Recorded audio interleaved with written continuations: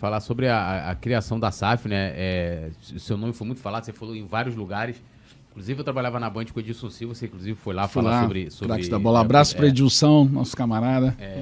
Falar sobre o Clube Empresa. Eu queria que você falasse um pouco, agora já está aí já em prática, talvez você poderia até trazer uma avaliação já vendo, né, assim, a coisa andando, né, ainda muito embrionário no Brasil. A gente tem Botafogo, Vasco e Cruzeiro, né? E também como é que foi a criação, como é que foi levar, porque tem o trâmite todo, né? Vai o Câmara, aí vai, bota emenda, tira emenda, não sei o quê, aí depois vai pro Senado, aí, né, coloca mais não sei o quê, e aquela loucura toda.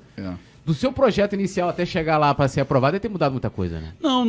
Mudou pouca coisa, mas teve algumas mudanças importantes e modéstia, desculpa a falsa modéstia aqui, mas mudanças que precisam ser revistas, né? Que é uma das críticas que eu tenho e são que a gente tem que corrigir rapidamente no projeto da SAF. Mas só dando um rewind aqui, assim, por que começou a sua? Claro, tem sempre aquele estopim, né? aquele gatilho, né? O gatilho foi, obviamente, o problema do Botafogo, né? O Botafogo naquela época quebrou em 2018, ali final de 2018, 2019, e a gente voltou a pensar numa alternativa para salvar o Botafogo. Eu me lembro que na época o Rodrigo Maia, que era o presidente botafoguense, né? Ele, numa reunião na residência oficial lá da Câmara, ele comentou esse assunto. Aí falou assim, o Botafogo tá falido. Aí eu brincando falei assim, se precisar de um especialista em massa falida, né? Como solucionar problemas complexos aí de instituições e tal, conta comigo aqui. Aí aquela brincadeira, ele me liga e fala, Pedro, você quer... Vamos tentar botar para frente essa história aí do Clube Empresa, porque já existia um projeto lá atrás, há muitos anos, que estava adormecido na Câmara. Eu falei, me dá que pode me entregar que eu vou tocar um projeto bacana, vou me aprofundar, vou virar o maior especialista do Brasil em Clube Empresa, pode ter certeza. E assim foi, eu comecei a mergulhar no tema, no universo, né, desses dilemas da sociedade sem fins lucrativos, sociedade empresária, comecei a estudar como é que funcionavam os clubes no mundo, né? Eu chamei um time de especialistas da Câmara e de fora da Câmara, e um dos maiores especialistas que a gente tem no Brasil, que é o Pedro Trengrause, que é professor da FGV, fera, né? Chamei também o Pedro Teixeira, que é um especialista em recuperação judicial, que inclusive hoje, falei com ele hoje 6 e pouco da manhã, ele está lá em São Paulo, num seminário com os principais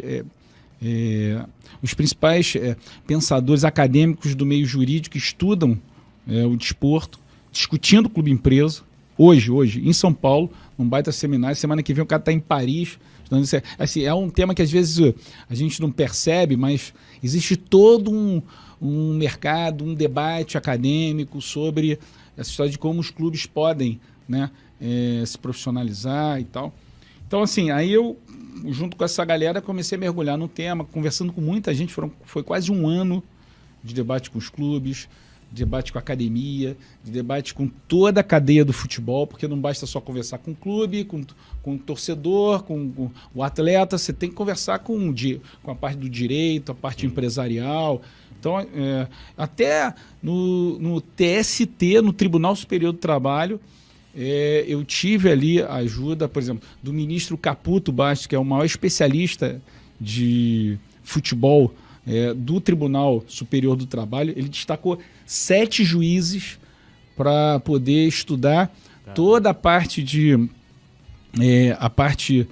trabalhista do projeto do Clube Empresa, que é um dos principais problemas das dívidas dos clubes. E assim foi, a gente foi estudando, compondo, conversando, ouvindo, falando com as federações, por exemplo. Falei muito com o Rubinho da Federação do Rio. Tive um apoio incondicional em todos os momentos, por incrível que pareça, porque a gente sempre tem o olhar das federações achando que são ali instituições atrasadas, que jogam contra o futebol, que querem manter seus guetos ali. Eu tive do Reinaldo Bastos, o Reinaldo, presidente da Federação de São Paulo, o apoio em todos os momentos. Primeira reunião que eu tive na Federação de São Paulo, ele botou todos os principais clubes presidentes, não botou segunda, os presidentes dos principais clubes de São Paulo sentar na federação para ouvir a minha primeira proposta de clube empresa, presidente do Corinthians, do Palmeiras, do Santos, do São Paulo, todo mundo, né? E assim foi ficando de pé essa proposta, ouvindo e tal. E aí, enfrentando muita oposição, Túlio. Eu tive, para construir esse projeto, a oposição de todos os clubes do Brasil, à exceção do Botafogo.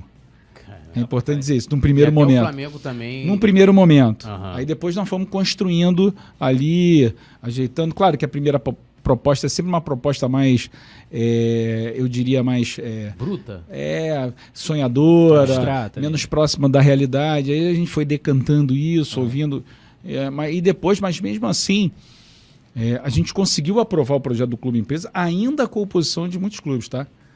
Os vascaínos, é bom saber disso.